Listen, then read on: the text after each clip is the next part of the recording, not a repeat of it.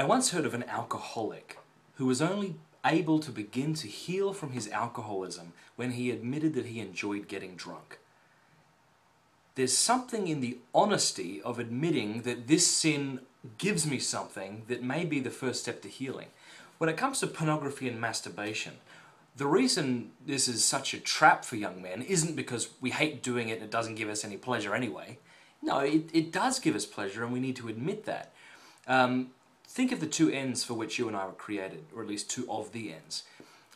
Union and ecstasy. That's what heaven will be. Union with God, participating in the life of the Trinity, union with one another, and ecstatic union, ecstatic communion. Well, pornography mocks this, you see, because in pornography we have a warped sense of intimacy. You know, it feels like she wants me, but of course she doesn't. It feels like I'm giving myself to her, but of course I'm not. And we experience a very real biological experience of ecstasy. But does it give us what it promises? No, it does not. And this is the case with all sin. Sin always promises us everything and then leaves us with less than what we had when we came to it in the first place. So, why would a man go to pornography?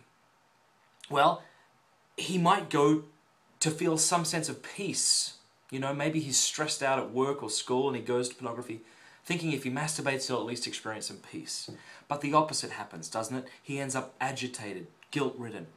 Perhaps he goes for excitement, right? That's a good thing to desire excitement. However, pornography leaves him bored. Have you ever met an addict? They're not exciting, life-giving people. They're bored people. Jason Everett has pointed out that when a man goes to pornography, he's training his brain to become bored with some of the most beautiful bodies on the planet, and then thinks that when he slides into marriage that somehow this one woman will hold his attention, and it doesn't happen except for the grace of God.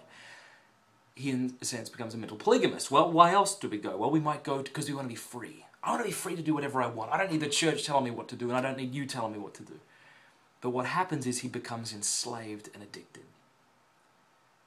Maybe he goes for intimacy. He feels lonely.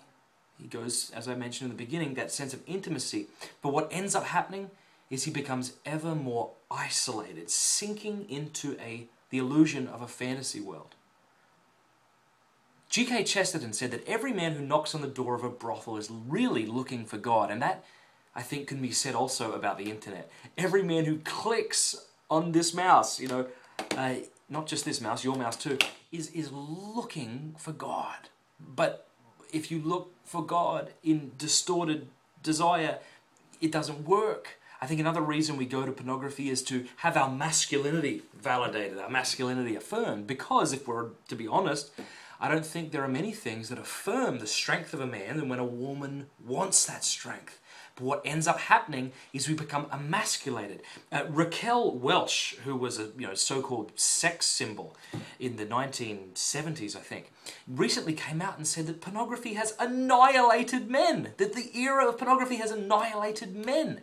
What we need is men who are not having their strength sapped out of them by pornography. We don't need men who are consumers.